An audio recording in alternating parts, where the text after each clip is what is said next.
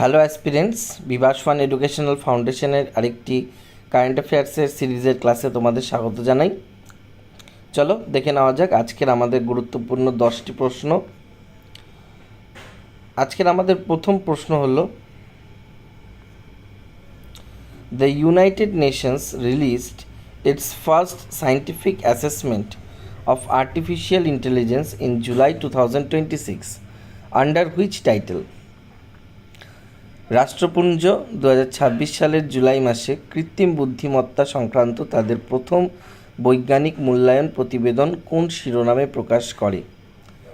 Global artificial intelligence governance report 2026, preliminary report of the independent international scientific panel on AI, international artificial intelligence safety framework 2026, নাকি D United Nations artificial intelligence development report 2026? তো এই ক্ষেত্রে correct answer হয়ে যাচ্ছে option যেটা B ছিল, preliminary report of the independent international scientific panel on AI. রাষ্ট্রপুঞ্জ 2026 সালের জুলাইয়ে preliminary report of the independent international scientific panel on AI শিরোনামে প্রতিবেদন প্রকাশ করেছে। 40টি সদস্যের এই প্যানেলের সহসভাপতিত্ব করেছেন জোশোয়া ভেনজিও এবং মারিয়া racer. Okay, the first global dialogue on AI governance was held in Geneva 7 July 2026. পরবর্তী প্রশ্ন, who won men's singles at Wimbledon 2026? খুব ইম্পর্টেন্ট প্রশ্ন। 2026 সালে উইম্বলডনে পুরুষদের একক শিরোপা কে জেতেন? জেনিক সিনার, আলেকজান্ডার জেভারেভ, কার্লোস আলকারেজ, নাকি নোভাক জোকোভিচ? এরকম টাইপের প্রশ্ন খুব আসে পরীক্ষায়। উইম্বলডন 2026 মেন্স সিঙ্গলস টাইটেল জিতেছে জেনিক সিনার। অপশান এ হয়ে যাবে কারেক্ট আনসার। ঠিক আছে, জেনিক সিনার যিনি একজন ইটালির প্লেয়ার, সে আলেকজান্ডার জেভারেভকে হারিয়েছে ফাইনালে। উইম্বলডন 2026 মেন্স সিঙ্গল যে ফাইনাল হয়েছিল সেখানে হারিয়েছে। ঠিক আছে, জেনিক সিনার হয়ে যাবে সঠিক উত্তর। A division bench of Supreme Court generally consists of how many judges? 1 judge, 2 judge, 3 judge, 5 judge? 1 judge, 2 judge, 3 judge, 5 judge? একটি সুপ্রিম কোর্টের ডিভিশন বেঞ্চে টোটাল 2জন জাজেস থাকতে পারে।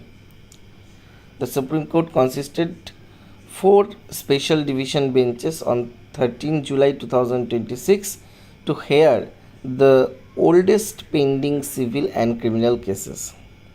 পুরনো যত মামলা আছে যেগুলো এখনও অবধি শোনা হয়নি, সিভিল এবং ক্রিমিনাল, এগুলো সুপ্রিম কোর্ট 13 জুলাই 2026 কিছু বেঞ্চ তৈরি করে দিয়েছে যারা শুধুমাত্র এই পুরনো কেসগুলোই শুনবে। ঠিক আছে, পরবর্তী প্রশ্ন, West Bengal government announced that 16 August will be observed as which day instead of খেলা হবে দিবস?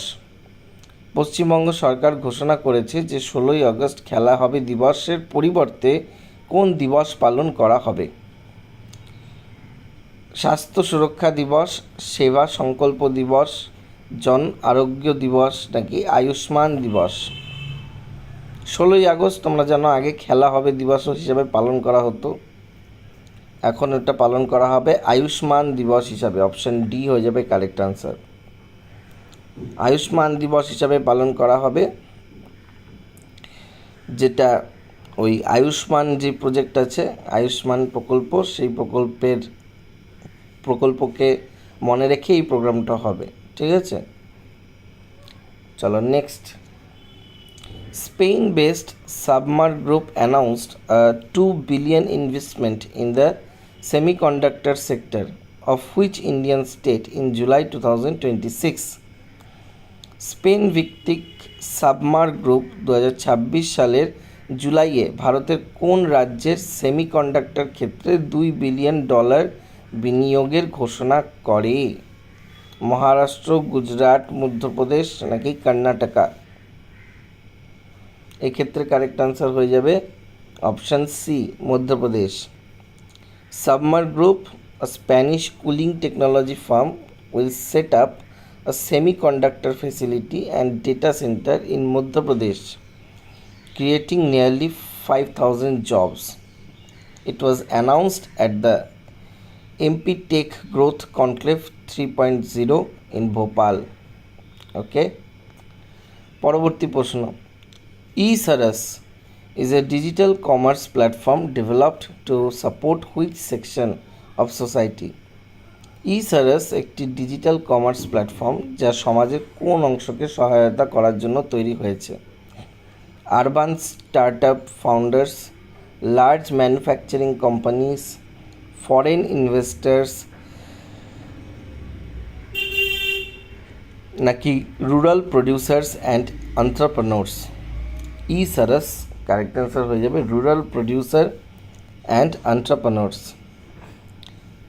গ্রামের যত এন্টারপ্রেনার রয়েছে, মানে ব্যবসায়ী যারা গ্রামে বিভিন্ন জিনিস তৈরি করে, স্বনির্ভর গোষ্ঠী, তাদের সহায়তার জন্য একটা অ্যাপ তৈরি করে দেওয়া হয়েছে eSaras।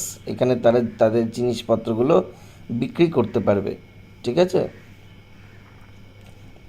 পরবর্তী প্রশ্ন, which city set a Guinness World Record by planting 3.61 lakh saplings in 1 hour in July 2026? 2026 সালের জুলাইয়ে কোন শহর 1 ঘন্টায় মানে 3.61 লক্ষ চারা রোপণ করে গিনিস ওয়ার্ল্ড রেকর্ড গড়েছে? আহমেদাবাদ, সুরাট, ভদোদরা নাকি রাজকোট? এই ক্ষেত্রে কারেক্ট আনসার হবে আহমেদাবাদ, অপশান এ। 12ই জুলাই আহমেদাবাদের বিভিন্ন জায়গায় প্রায় 3.6 লাখ স্যাপলিংস চারা গাছ রোপণ করা হয়েছে। এর আগে এই রেকর্ডটা ছিল আসামের নামে।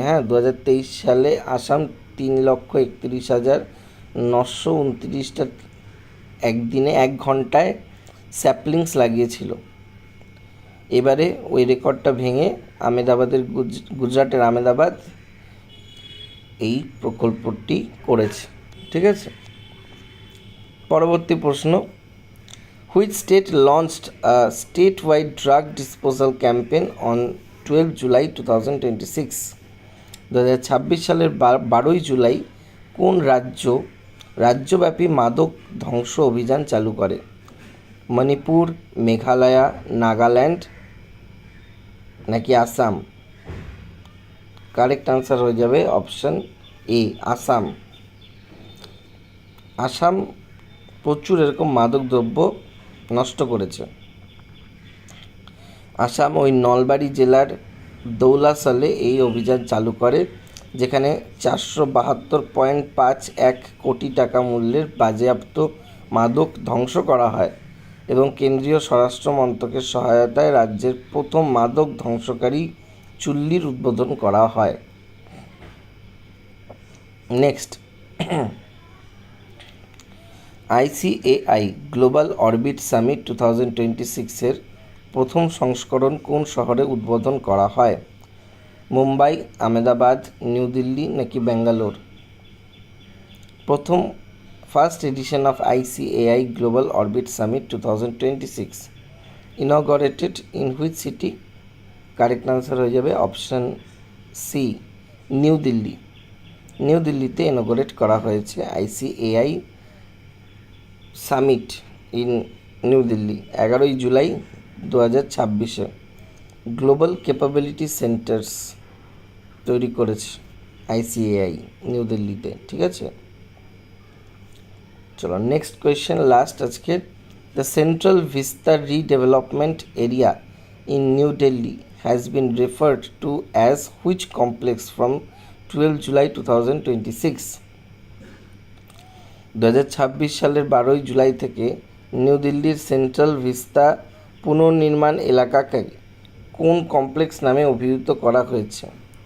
সেবা তীর্থ কমপ্লেক্স, কর্তব্য ভবন কমপ্লেক্স, লোক ভবন কমপ্লেক্স নাকি Bharat Mandapam complex? Central vista redevelopment area in New Delhi referred to as কর্তব্য ভবন কমপ্লেক্স। ঠিক আছে, সেন্ট্রাল ভিস্তা যেটা নতুন পার্লামেন্ট এরিয়া সেটাকে কর্তব্য ভবন কমপ্লেক্স বলা হয়েছে, এটার নামকরণ করা হয়েছে। এই হচ্ছে আমাদের কিছু গুরুত্বপূর্ণ কোয়েশ্চেন ছিল আজকে। আশা করছি কোয়েশ্চেনগুলো তোমাদের ভালো লেগেছে। যদি ভালো লেগে থাকে তাহলে অবশ্যই একটা লাইক করবে, শেয়ার করবে, আর বিভাস ফান এডুকেশনাল ফাউন্ডেশনের ইউটিউব চ্যানেলকে অবশ্যই তোমরা সাবস্ক্রাইব করবে। Thank you so much. দেখা হচ্ছে পরের একটি নতুন ভিডিওতে।